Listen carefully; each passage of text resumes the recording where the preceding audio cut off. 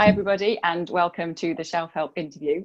Today, I'm really happy to be introducing you to, well, he doesn't really need any introduction, but this is a new author for me and a new book for me. So Steve Chandler, the author of Crazy Good, which is our Shelf Help book of the month. And for anyone who doesn't know, Shelf Help is a self-help book club. And each month I choose a different book that I've really enjoyed and has made a big impact on me. So this month, we're reading Crazy Good, and we're talking to author Steve Chandler, who's also a world famous success coach, the author of 30 books, maybe more than 30 now. Steve, you can tell me. I've lost count. That's a nice problem to have. And also the founder of the Coaching Prosperity School. So Steve, you're a busy man. Thank you so much for your time. I'd love to know a little bit about what's a day in the life of Steve Chandler like. You know, these days, a day in the life is spent mainly on what you just mentioned, which was the Coaching Prosperity School. I started a school 12 years ago for coaches all over the world, and not to teach them how to coach. Mm-hmm. These are coaches who already have learned that in some discipline or another, but to how to build a prosperous practice, because that seems to be the missing link with most coaches. So a day in the life is, I always have a lot of music. I like to do walking and work on my school. So it's a very relaxed day. Brilliant. That's a kind of life that we all would like to design, I think. Yes. Brilliant to know. And how different is that to your life? Because reading the book, it seems like you've come a really long way. So, which is part of what makes it so inspiring and makes your work so inspiring, I think. So how different is this your life now than maybe say 20, 30 years ago? Yeah, well, you know, my first half was I went through just about everything I could put myself through. Alcoholism, addiction, bankruptcy, divorce. I mean, it was really a mess. And so I was just trying to survive. Once I came out of addiction recovery, now I had a chance to actually have a life. I had no idea how to live or what to do. No ambition whatsoever. Wow. Everyone was telling me, live your dream, follow your passion. And I just said, I'm sorry, are you born with that, or where do you get that? And so I just kind of floundered around, and fortunately, I stumbled across various teachers and coaches and writers. I love the name of your program because it has the word shelf in it. Mm-hmm. Yeah. A lot of young people are wondering what's a shelf for? That's for food. This must be a foodie channel. But there were days when there were bookshelves and there were books, and it was through books like what you have in your program that led me the way to have a life, create a life, and like you say, be able to design and create a day and a life, which we all can do, we just don't know it. I think it's really interesting and important that you said that you didn't have any idea to start with, because obviously you're going from trying to survive to then suddenly having the luxury almost of having some options. And I think that really will resonate with a lot of people who are in the book club, because I think we all want to have this purpose-driven life, but lots of us don't know necessarily what that is. So it sounds like you're just saying, get curious, follow your curiosity, introduce yourself to new ideas. Yeah, that's really it. You know, somehow, I don't know how you found the book Crazy Good. It's not my latest book, but somehow you found it, you liked it. So you're following your own inner wisdom, your own guiding light, whatever that is.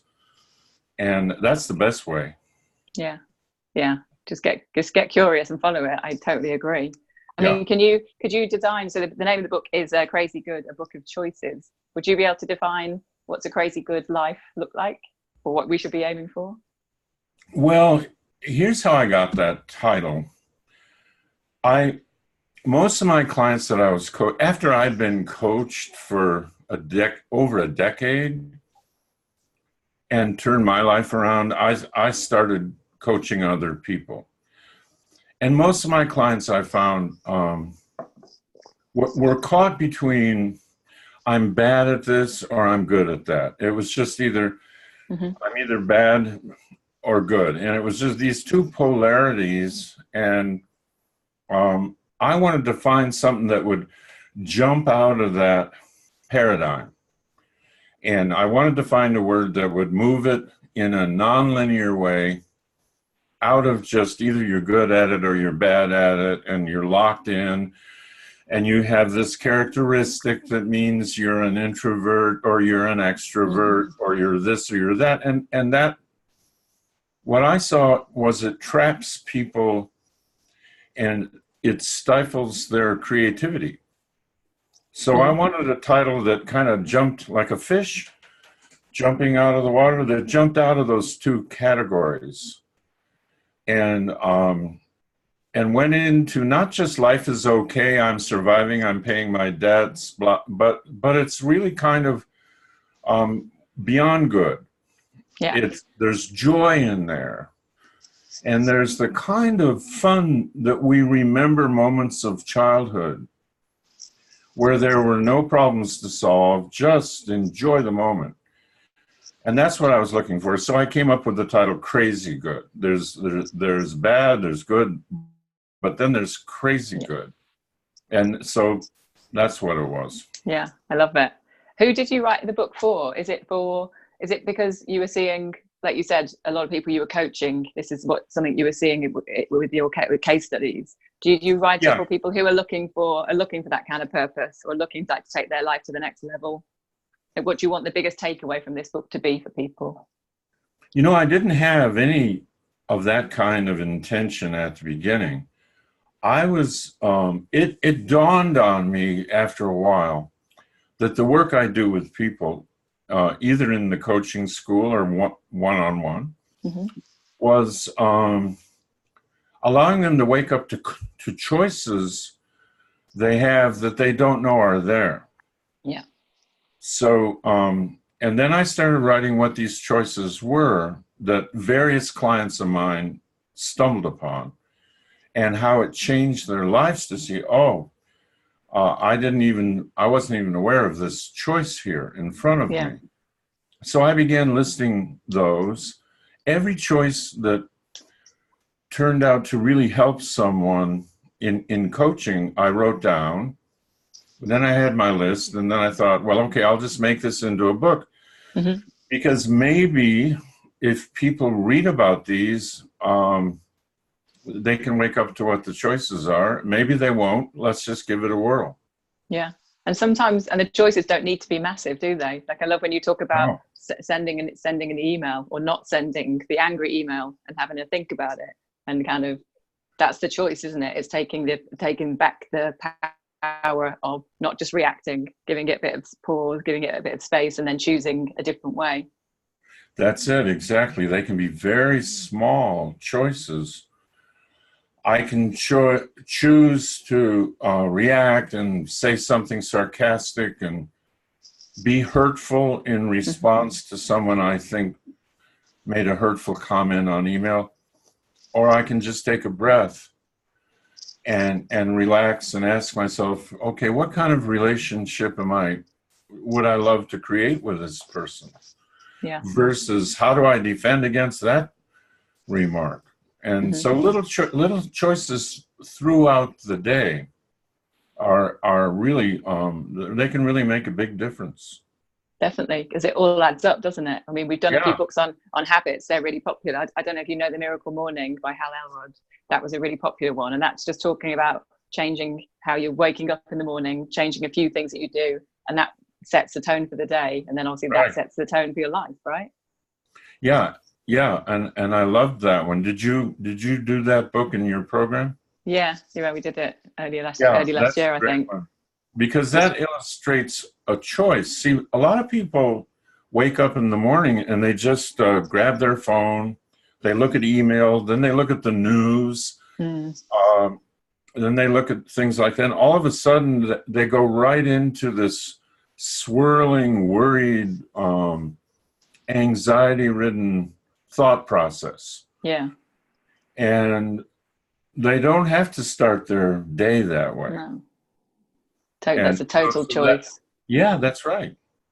Yeah, and it's also, you're also straight away going into just reacting. Everybody That's wants, right. like, people, there's always something to do, isn't there? There's always something pulling on us. And like with the news 24 hours now, emails all the time, it's kind of, yeah, the choice to kind of get into that when you're ready and in a good space makes a big difference, right. I think. Yeah. What books do you read? Because The Miracle Morning, he talks about reading in the morning. I don't know if you do that, but are you reading anything great at the moment, or anything you'd recommend? Well, there's so many books I love, and I love reading various spiritual books. They put me in a peaceful kind of realization of what life really is in the morning. And I like, there's a book called Happiness by Matthew Ricard. Okay. And I'm reading that for about the 4th time. And he is a Tibetan monk, but he grew up in France in intellectual society, and where it was all intellectual competition for status and ego. And yeah. And he just chose a different life. And now he's come back to the Western world, and he gives talks at Apple and Google and TED Talks, and he writes books. And he shows people in the Western world, they don't have to be so neurotic to get by. So that's my book of the week. That's your recommendation. I think that sounds like a good present to get to someone who might be on the neurotic side. Or anyone, I suppose. Like we all are, aren't we? We can be, yeah. What do you, what's like, if there was one simple, you talk about choices, what if there was just one simple choice that any of us could make today to make our life better? What would you say that could be? Well, the choice that I enjoy the most lately, and I'm working with clients on, is the choice of reconnecting, realizing my creativity. So that in the book, it's called The Choice Between Creating and Reacting. Mm-hmm.